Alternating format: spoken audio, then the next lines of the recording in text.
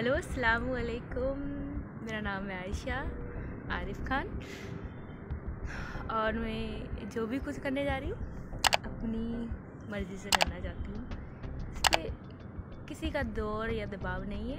अब बस क्या कहें, ये समझ लीजिए खुदा की ज़िंदगी इतनी ही होती है। दोस्तों, ये लड़की आयशा है जो भारतीय गुजरात के शहर अहमदाबाद की रिहायशी थी और कुछ दिन पहले अपने खावन की तरफ से पै दर पै जहेज की मांग ने उसको खुदकुशी करने पर मजबूर कर दिया।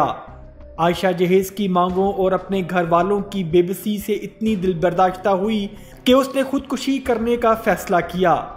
दोस्तों, जैसे ही सोशल मीडिया पर आयशा की खुदकुशी से कुछ मिनट पहले बनाई गई वीडियो वायरल हुई तो जहां जहां ये वीडियो देखी गई इसने सब देखने वालों को रुला दिया।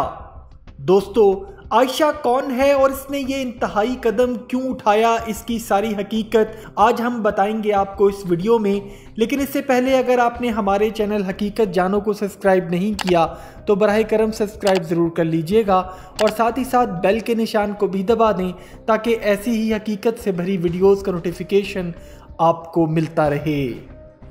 दोस्तों, इस लड़की का नाम है आयशा जो अहमदाबाद गुजरात भारत की रहने वाली है और इसकी उम्र 23 साल बताई जा रही है। जुलाई 2018 में इसका निकाह जलौर राजस्थान के रहने वाले एक शख्स आरिफ खान से हुआ और ज़राए के मुताबिक आयशा और आरिफ खान की ये मोहब्बत की शादी थी जो दोनों की फैमिलीज़ की रजामंदी के बाद अरेंज मैरिज में तब्दील हो गई। आयशा के वालिद लियाकत अली का कहना है कि शादी से पहले लड़की के वालिदैन ने उनसे कहा कि उनको जहेज की कोई लालच नहीं, उनको जहेज नहीं चाहिए, जिस पर खुशी खुशी मुनासिब इंतजामात के बाद लियाकत साहिब ने अपनी बेटी को ब्याह दिया।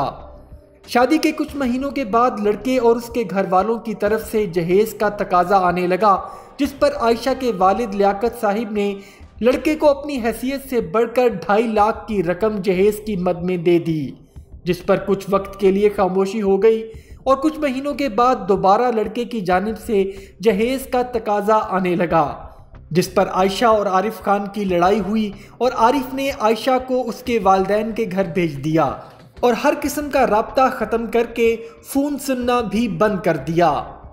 आयशा के वालिद लियाकत साहिब का कहना है कि जितने दिन उनकी बेटी आरिफ के घर रही, लड़ाई के दौरान उनकी बेटी को तशद्दुद का निशाना बनाया गया, लेकिन उनकी बेटी हमें तकलीफ़ में डालने के डर से सब कुछ चुपचाप सहती रही और फिर एक दिन ज़बरदस्ती आरिफ ने उसको हमारे घर वापस भेज दिया। दोस्तों, आयशा ने अपनी जज्बात से भरी वीडियो में अपने खावंद से अपनी मोहब्बत का इजहार किया और कहा कि उसका हस्बैंड उससे मोहब्बत नहीं करता और एक तरफा मोहब्बत का अंजाम कभी अच्छा नहीं हुआ। वीडियो बनाने से थोड़ी देर कबल आयशा के वालिद और वालिदा ने उससे फ़ोन पर बात की, जिसमें उन्होंने आयशा से घर वापस आ जाने की मिन्नत की और अल्लाह और रसूल सल्लल्लाहु अलैहि वसल्लम का वास्ता देकर उसको घर बुलाया। लेकिन आयशा दुनिया के रीति रिवाज और तकलीफ़ों से इतनी भर चुकी थी कि उसको दुनिया से जाना ही सबसे आसान लगा। हेलो, सोनो। हाँ, मेरी बात सुन बेटा। अरे कुछ नहीं सुनना पप्पा। देख, गलत बात मत कर, ले अम्मी से बात कर। मुझे कुछ नहीं सुनना, मेरे को बस पानी में कूदने तक तो सवाल। नहीं बेटा, ऐसा काम मत करना। मुझे बहुत हो गया। ऐसा कार करने से तो लोग बोलेंगे कि ये खराब थी। इसे जो चाहे बोलना। नहीं बेटा, ऐसा कुछ काम नहीं करना। मॉम बस हुआ ना, मॉम बस हुआ।